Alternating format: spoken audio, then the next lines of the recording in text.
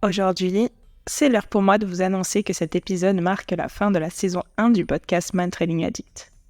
Il y a 6 mois déjà, toute l'équipe se lançait dans l'aventure de ce podcast afin de vous proposer du contenu gratuit sur cette discipline passionnante où nos chiens montrent toute l'étendue de leurs capacités exceptionnelles.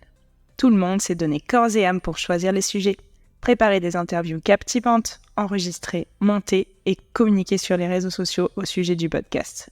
Et je peux vous dire que quand on n'y connaît pas grand-chose ou rien du tout, c'est un sacré challenge. Oui, définitivement.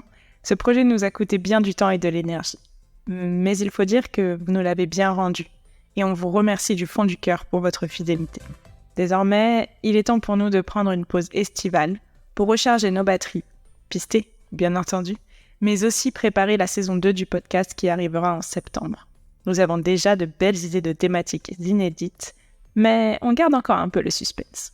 En attendant, on compte sur vous pour nous aider à faire connaître cette activité en réécoutant vos épisodes préférés, en les partageant autour de vous, un commentaire, quelques étoiles, un partage, un petit mot glissé à un ami qui s'intéresse de près ou de loin au mind training sont autant de petites actions qui nous montrent que notre travail vous plaît et vous intéresse. Et la bonne nouvelle, c'est qu'en plus, ça aussi c'est gratuit. Bon allez, assez parlé. Je retrouve maintenant Karine qui m'a confié son envie de nous parler aujourd'hui d'un sujet qui lui tient tout particulièrement à cœur. Bonne écoute!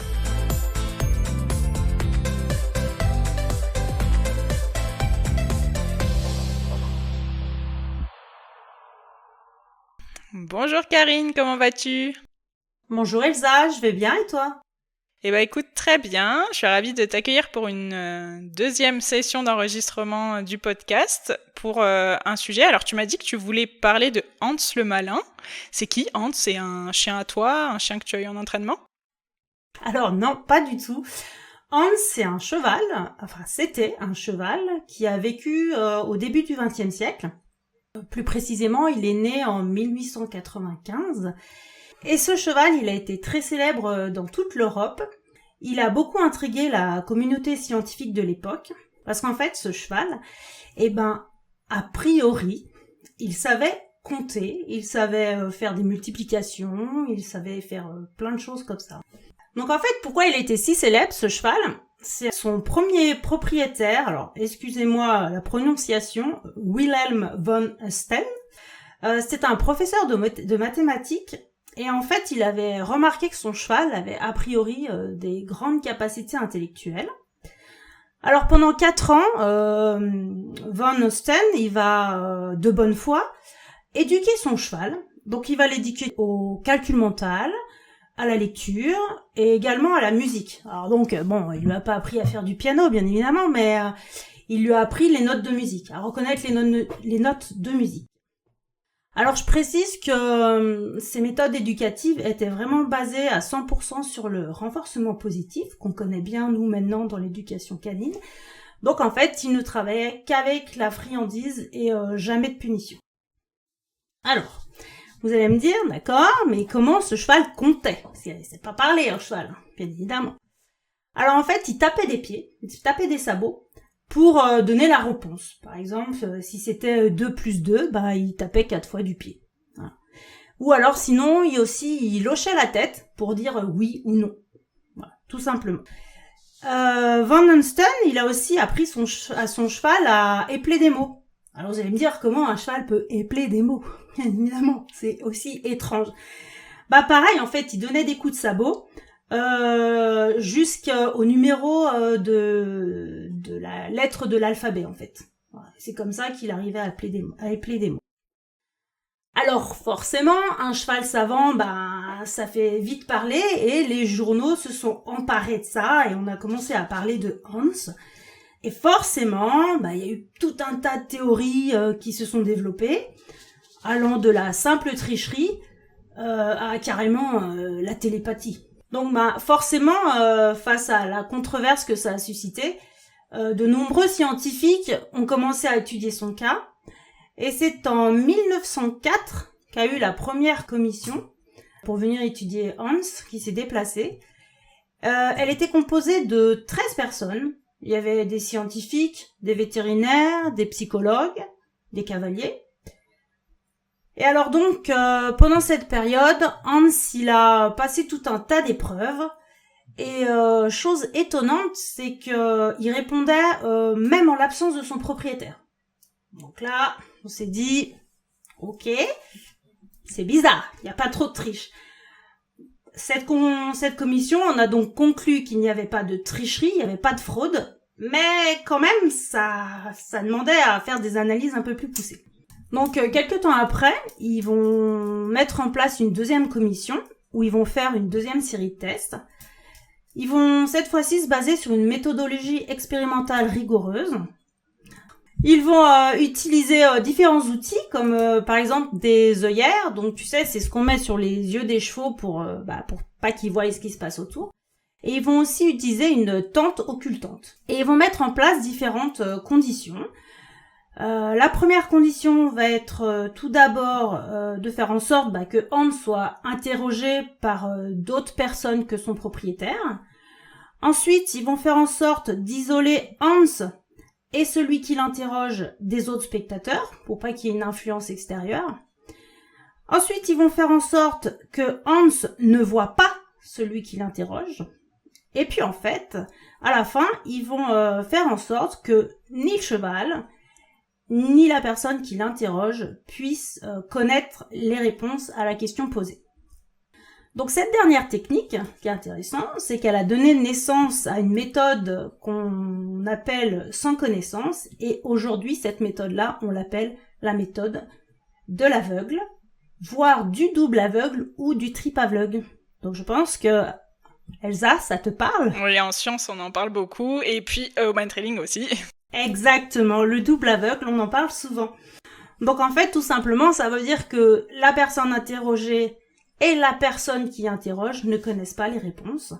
Et donc, en mind training, pour nous, ça veut dire que le conducteur et la personne qui suit le conducteur, le coach ou le juge, ne connaît pas non plus la piste. Ce qui a été intéressant dans leur analyse, c'est qu'ils se sont rendus compte que plus l'interrogateur s'éloignait de Hans, et plus il avait du mal à donner la réponse juste.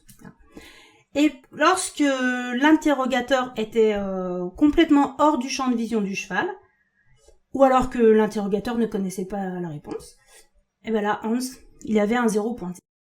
Quel que soit l'interrogateur, pour le coup. Quel que soit l'interrogateur, tout à fait. Du coup, qu'est-ce qu'ils ont fait ? Ils se sont dit, on va observer les interrogateurs. Qu'est-ce qui se passe ? Parce qu'a priori, ça venait d'eux. Donc en observant les interrogateurs, ils ont vu en fait que la personne, elle changeait inconsciemment de posture et d'expression, comme des petits mouvements de tête, la dilatation des pupilles. Ça laissait deviner une certaine tension en fait de la personne. Et plus précisément, ce qu'ils ont vu, c'est que en fait, ces tensions-là apparaissaient un petit peu avant l'arrivée de la bonne réponse. Imaginons que le cheval doit taper 10 fois des pieds, et à 7, 8, une tension apparaissait, et arrivé à 10, hop, la tension se relâchait complètement. Et ils en ont donc conclu que, en fait, Hans détectait ce relâchement comme le fait de devoir cesser de donner des coups de sabot, tout simplement. Ce qui est étonnant aussi, c'est qu'en fait, malgré toutes leurs études, ils savent pas exactement quels étaient les signaux que percevait réellement le cheval. Ça reste à l'heure d'aujourd'hui encore un mystère. Et donc, le lien avec le mind training, finalement ? Le lien avec le mind training, tout simplement, c'est que nos chiens sont tous des Hans le malin. Et je pense que tu as dû le voir dans ton quotidien. Des fois, il y a des petites choses, tu dis, mais tiens, mon chien, il a l'air de savoir ce qui se passe. Tout simplement, quand tu pars au travail ou quand tu pars en balade, alors c'est pas juste le fait de prendre la laisse, il le sent bien avant, les signes sont bien avant que le chien commence à s'exciter. J'ai des petits exemples, si tu veux, à te donner, qui me viennent en tête. Donc déjà, tout simplement, je pense que dans la balade, tout le monde a remarqué que on tourne nos épaules d'un côté ou on ralentit. Notre chien, il va savoir dans quel chemin il faut se diriger. Donc ça, c'est un grand classique. Après, les personnes qui ont des chiens réactifs, ils vont se reconnaître. Souvent, quand on a un chien qui est réactif congénère, Donc nous, on épiait l'environnement en permanence. Et ça nous arrive de voir le chien avant notre propre chien. Et là, à ce moment-là, on a une réaction complètement inconsciente. On se tend, on se crispe.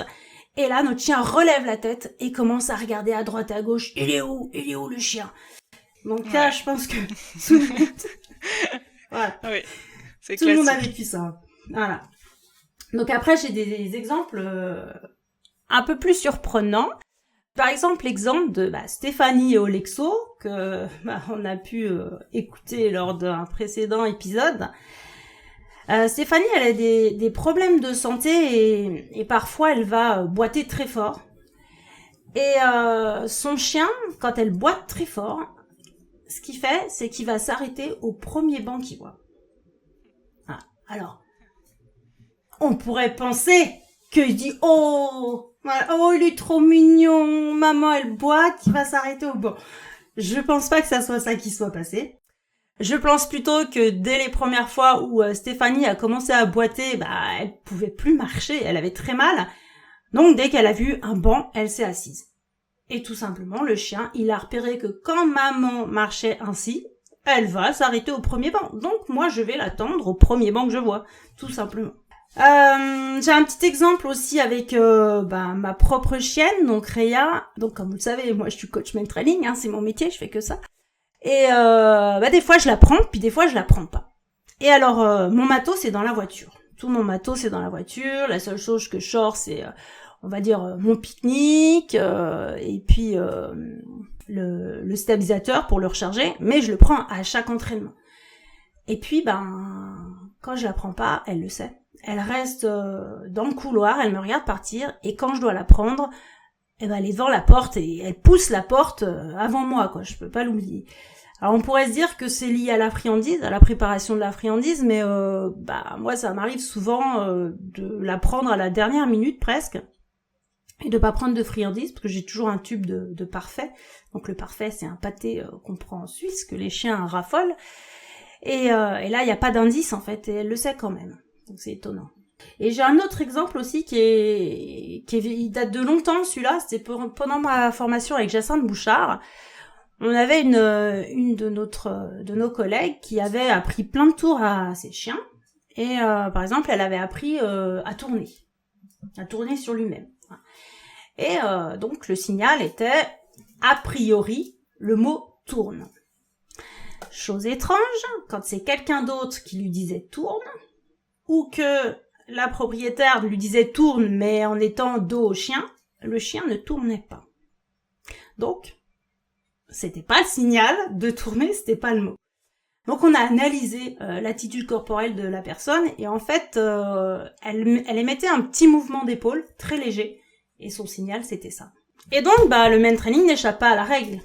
Nos chiens s'ils nous lisent si bien au quotidien, ils nous lisent aussi très très bien au main training et je pense qu'ils nous lisent mieux qu'on ne les lit d'ailleurs. Et donc ils lisent très très bien non seulement leur humain, mais ils apprennent très vite à lire le coach. Finalement, le chien, pour comprendre où va sa piste, il va pouvoir s'aider du conducteur ou plutôt du coach, ou ça dépend?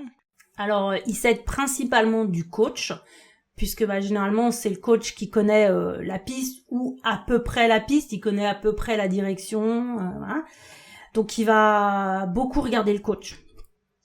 Bien souvent, les gens pensent que oui, mais mon chien il est devant, donc forcément il voit pas le coach.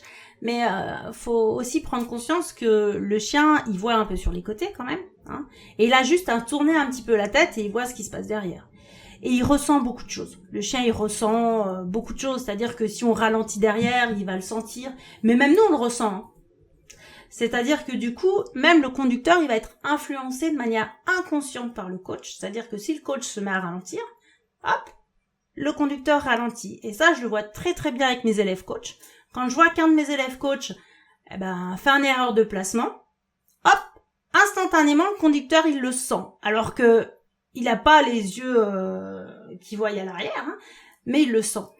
Et non seulement le conducteur le sent, mais tous les personnes qui suivent aussi vont réagir au déplacement et au placement du coach. Ce qui fait qu'en fait, on a tout un un tas de personnes qui vont inconsciemment influencer le chien. Et est-ce que c'est un phénomène que tu vois souvent dans le monde du main training ou c'est plutôt anecdotique ? Alors non, c'est un phénomène que je vois très très souvent parce que malheureusement je pense que les personnes qui pratiquent le main training ainsi que les coachs n'ont pas assez conscience de ce phénomène Hans le Malin. Et de bonne foi, hein, c'est au même titre que le propriétaire de Hans, hein, c'est complètement de bonne foi. Et du coup, on le voit très très souvent. Et j'ai beaucoup de gens qui pistent ailleurs et puis qui viennent chez moi où je vois clairement que le chien cherche des informations sur moi. Et malheureusement, quand il vient chez moi, il les trouve pas trop, les informations. Donc il est un peu perdu. Parce que c'est vrai que pour toi, c'est quelque chose de vraiment central, notamment dans ta formation d'élève coach, d'être très très vigilant à ça. Est-ce que c'est quelque chose dont tu as eu conscience tout de suite quand tu as débuté le main training ou est-ce que c'est une prise de conscience qui est venue plus tard ? Est-ce que ça a été un déclic ? Est-ce que c'est venu au fur et à mesure ? Alors non, j'ai pas pris conscience de ça dès le départ. Hein. Ça m'a pris des années. Ça m'a vraiment titillé quand j'ai commencé à m'entraîner avec des gens qui aidaient vraiment beaucoup les chiens. Et là, ça a commencé à me poser des questions. Je disais, mais oui, mais là, ça va pas, et tout ça. Donc, j'ai commencé à faire des petits tests. Et je me suis rendu compte qu'effectivement, il y avait une influence. Et au fil des années, mes tests deviennent de plus en plus pointus, de plus en plus rigoureux, Et moi, je suis de plus en plus... je pense que mon œil est de plus en plus aguerri. Et voilà, alors j'essaye d'inculquer ça à mes élèves coachs. C'est un peu mon principal objectif. Et donc oui, c'est un phénomène du coup qu'on voit de plus en plus souvent parce que le main training est à la mode, donc beaucoup de gens veulent pratiquer le main training. Donc on a de plus en plus de coachs qui donnent des cours main training. Et puis c'est vrai que c'est assez facile de mettre en place, voilà, cacher quelqu'un, faire une piste, ça semble de prime abord très facile. On peut donc donner des cours rapidement, sans forcément avoir besoin de faire une grosse formation. On n'a pas trop non plus besoin de se casser la tête à faire des pistes techniques. Du moment que c'est sympa, les gens s'amusent. Donc on a de plus en plus de coachs peu formés qui donnent des cours main training. Après, je me demandais, tu vois, finalement, si les humains sont contents parce qu'ils passent un moment fun avec leur chien, que le chien, de toute façon, on l'aide, mais il arrive au bout, il a sa friandise. Finalement, c'est plaisir des deux côtés. Alors, finalement, pourquoi ne pas aider les chiens ? Enfin, pourquoi c'est un problème de leur donner ces indices-là qui s'appuient sur nous ? Alors, en soi, c'est pas vraiment un problème. On maltraite pas le chien, il est content, il a sa friandise en fin de piste, l'humain s'amuse, il est fier de son chien, donc au final, tout le monde passe un bon moment. Par contre, ce que je constate, c'est que les chiens qui lisent les humains, ils ont souvent une motivation moins forte que les chiens qui pistent réellement. Alors, moi j'en déduis que les chiens lisent l'humain par facilité, mais que les chiens ils pissent par plaisir. Et une autre conséquence que j'observe sur les chiens, c'est que le chien il va comprendre que le coach connaît la piste, donc il va se dire c'est pas trop la peine que je me concentre, hein, de toute façon on va me donner la solution, ce qui fait que il va faire sa petite balade, il va faire ses petites distractions, et puis il aura de toute façon sa récompense à la fin. Ce qui va engendrer peu de fatigue mentale. Donc c'est pas forcément ce qu'on recherche au main training. Une perte d'initiative. On va avoir un chien qui, plutôt que d'analyser, de réfléchir et de prendre ses décisions, il va regarder il va nous regarder, puis il va se fier à nous. Donc c'est pareil, c'est pas trop ce qu'on recherche, parce que ça c'est déjà ce qu'il fait dans le quotidien. Et bien souvent il y a des gens qui viennent au main training justement pour que le chien prenne des initiatives, reprenne le contrôle entre guillemets. Donc du coup c'est pas ce qui se passe. Et la dernière chose que je constate, c'est que on voit souvent les chiens dans l'incompréhension, voire même parfois dans le stress. Dans le stress, carrément ? Ouais, tout à fait. Moi, je vois souvent du stress. Alors pourquoi ? Parce que le fait de pas comprendre clairement ce qu'on attend d'eux, En fait, on va les mettre déjà sur des pistes qui sont trop difficiles pour eux, qui sont pas adaptées à leur niveau, donc ça va mettre du stress parce que si, comme toi, tu vas à un examen et puis là, tu prends ta fiche et tu sais répondre à aucune question, forcément, tu vas être stressé, voilà. Et donc, c'est un petit peu ce qui se passe chez le chien. Et donc, sur certains chiens, on voit plein de signaux de stress. Alors, d'avoir un petit peu de stress de temps en temps, c'est pas grave, c'est même normal que le chien ressente du stress à certains moments, parce que pour pouvoir le faire progresser, on est obligé de lui mettre des petites difficultés, pour le challenger un petit peu. Mais ces moments de stress doivent rester courts, sur quelques secondes, voire maxi quelques minutes, le temps qu'il trouve la solution. Par contre, si la majeure partie du temps, le chien il est en stress, c'est qu'il y a un problème, quoi. Alors du coup, quand le stress est trop élevé ou trop long, c'est que du coup le chien il n'a pas la capacité à résoudre le problème. Il est préférable d'arrêter la piste plutôt que de le pousser. Parce qu'en fait, c'est plutôt notre attitude à vouloir le pousser qui va devenir anxiogène. Et dans ce cas-là, il vaut mieux complètement arrêter la piste et le ramener au calme à la voiture. Du coup, j'en profite pour préciser que généralement le retour voiture, il n'est pas difficile pour le chien, mais il est difficile à gérer émotionnellement pour le conducteur. En fait, je pense que c'est pour ça qu'il y a beaucoup de coachs qui préfèrent aider le chien pour qu'il aille jusqu'au bout de la piste plutôt que de le ramener à la voiture, pour éviter cette déception vis-à-vis de l'humain, en fait. Finalement, lui, ça s'arrête, plutôt que de faire durer le stress indéfiniment, c'est pas forcément le plus profitable pour lui. Est-ce que tu pourrais juste détailler un peu comment est-ce qu'on fait pour voir que le chien stresse sur sa piste ? Il y a plein de signaux. Déjà, on peut déjà parler des signaux qui sont dits d'apaisement, que dans le monde de l'éducation canine, on connaît bien maintenant. Donc, il y en a déjà beaucoup. Tout ce qui va être le bâillement, le léchage de nez, le secouement. Donc ces signaux-là, on les retrouve souvent sur la piste. Ensuite, on va avoir tous les signaux de frustration, liés à la frustration. Donc par exemple, mordre la longe, aboyer, couiner ou attraper un bâton. Et puis on va avoir des signaux beaucoup plus subtils, comme tout simplement la queue ou les oreilles qui s'abaissent, le fait de manger de l'herbe. Ça, on le voit très souvent en piste. Ou alors tout simplement le chien qui fait des distractions, donc soit qui renifle les pipis, soit qui fait du marquage. On génère du stress et en plus on perd tous les bénéfices du man-trailing, parce qu'on n'a plus le côté dépense mentale, gain de confiance du chien, donc c'est dommage, quoi. Au final, oui, il a sa récompense, mais ça s'arrête là. Ouais, tout à fait.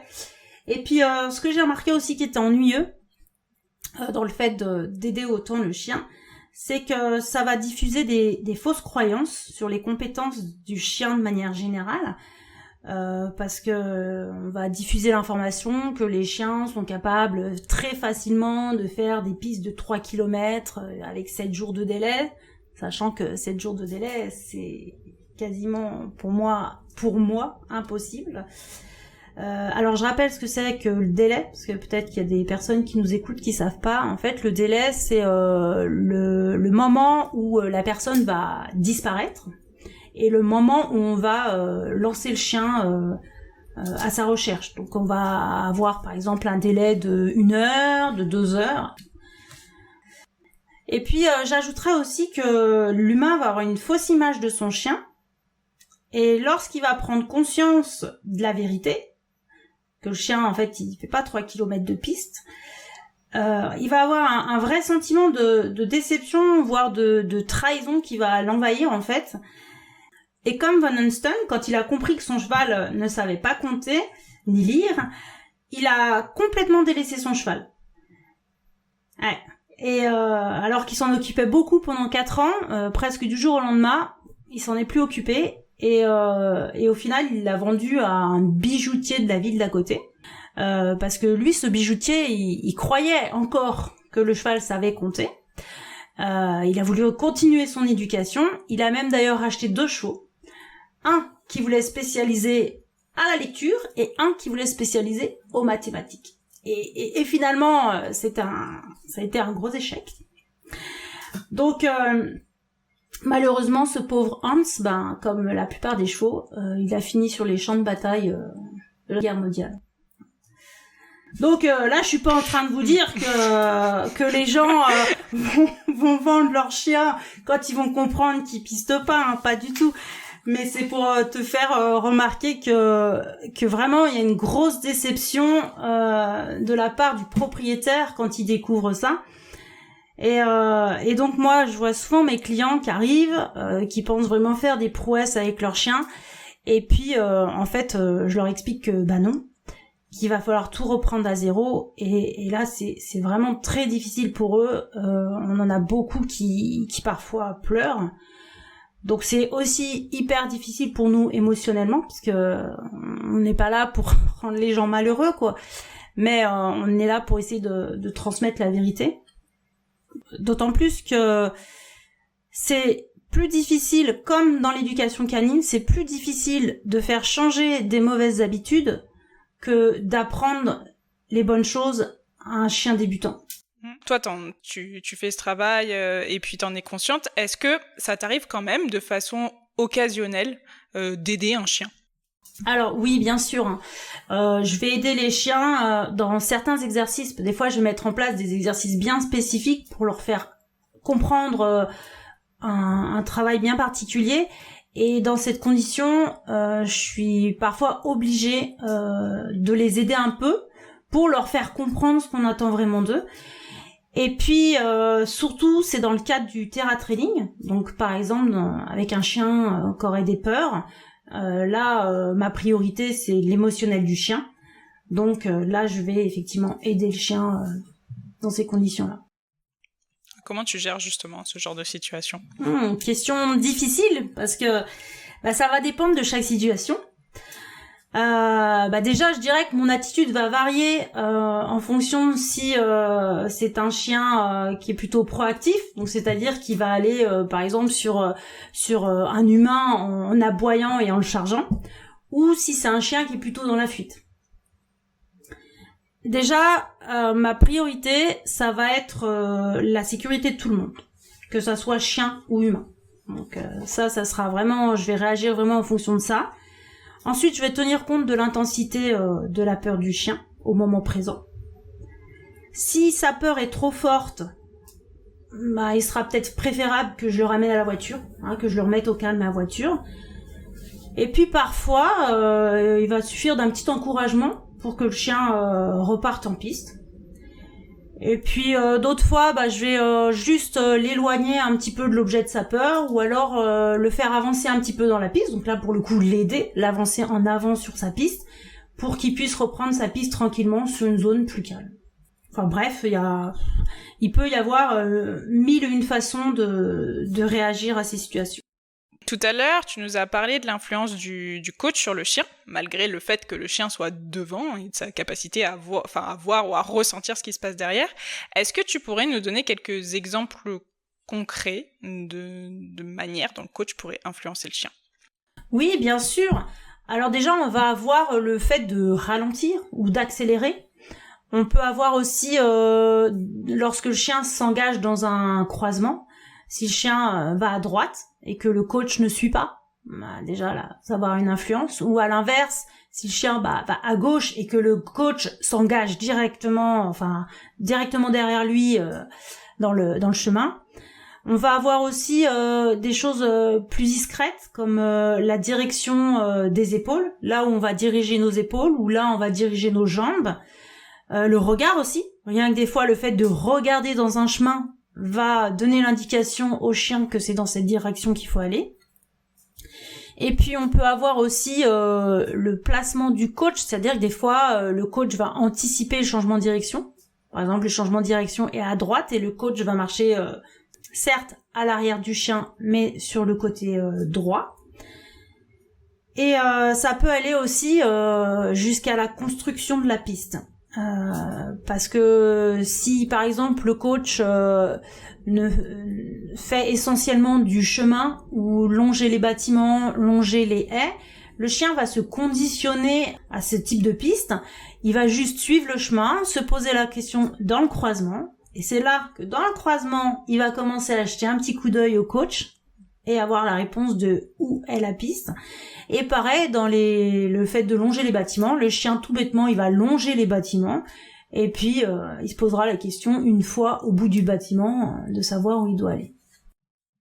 Ouais, donc c'est le fait de rien avoir de systématique, de toujours casser les routines qui va faire que le chien va pas se conditionner à suivre.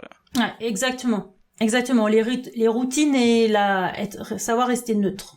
Et si on veut pratiquer avec son chien et qu'on veut éviter ces conséquences-là, quel conseil t'aurais à nous donner ? Alors déjà la clé, c'est de bien apprendre à lire son chien. Bien évidemment, il faut pouvoir travailler avec un coach qui a réellement une prise de conscience de cet effet Hans le Malin. Chez les maîtres à ligne addict, on a un slogan. C'est « Si le chien est en attitude de pistage, suis-le. S'il n'est pas en attitude de pistage, ne le suis pas. » Tout simplement. Et non pas « Si le chien va dans la bonne direction, suis-le. » Voilà. Ça, c'est une des valeurs que j'essaye de transmettre à mes coachs et qu'on enseigne également à nos clients. Alors évidemment, quand on n'a pas beaucoup d'expérience, c'est pas facile de se repérer au milieu de toutes ces méthodes, hein, et de trouver un coach qui ait vraiment une prise de conscience de l'effet Hans le Malin. Alors, comme conseil que j'aurais à donner, c'est déjà d'éviter les coachs qui prétendent faire des distances de 3 km de piste avec plusieurs jours de délai, surtout si c'est des personnes qui ont fait que quelques stages, parce que c'est pas en quelques stages qu'on peut faire des distances pareilles. Après, je dirais aussi qu'il faudrait éviter les coachs qui font tous la même piste, parce que la piste va pas être personnalisée au niveau du chien. Et le chien va se conditionner à suivre ce que j'appelle l'odeur du groupe, et non plus l'odeur d'une seule personne. Conséquence, on risque d'avoir des problèmes de discrimination. Donc c'est-à-dire la discrimination, c'est le fait de faire le tri entre l'odeur qu'on lui a donnée au départ et toutes les odeurs qu'il va rencontrer sur la piste. Donc ça peut être problématique. Il faut éviter aussi les coachs qui font pister beaucoup sur les chemins ou longer les bâtiments. Souvent, ça engendre des pistes qui font 400 mètres ou plus avec seulement 2 ou 3 changements de direction. Forcément, le chien a très peu de prise d'initiative en fait. Tu me parlais de la lecture du chien juste avant. Est-ce que tu pourrais nous dire un petit peu plus comment est-ce qu'on lit son chien ? En fait, déjà, chaque chien a sa propre attitude de pistage.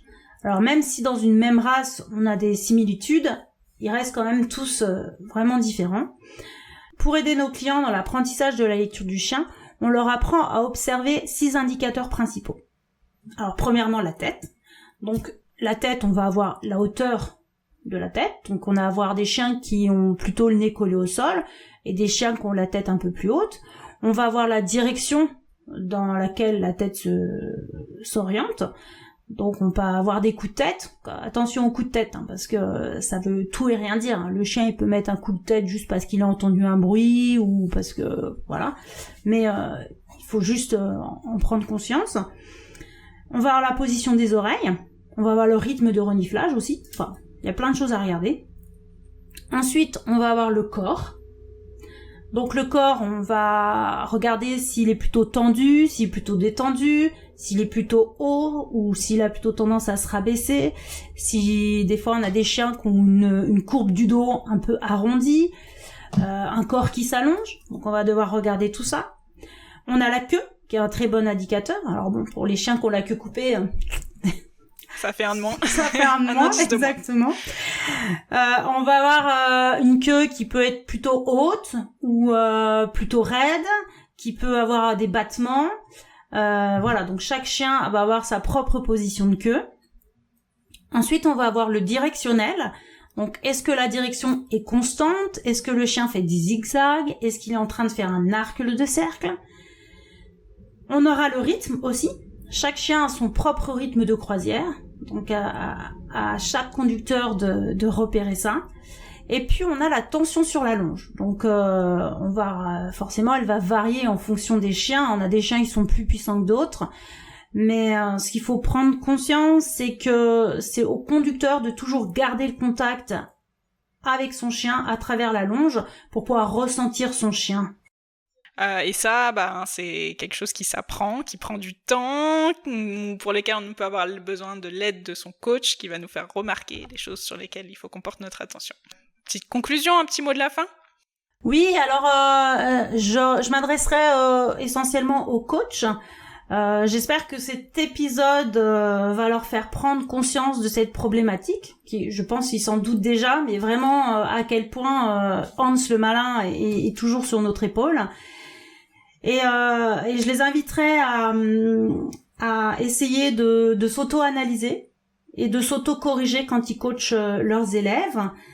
Et puis, bien évidemment, s'ils ont besoin d'aide pour mettre en place certains changements, on sera ravis de les accueillir chez les Main Training Addicts. Merci beaucoup pour cette conclusion. Et puis, je te dis à bientôt. À bientôt en piste.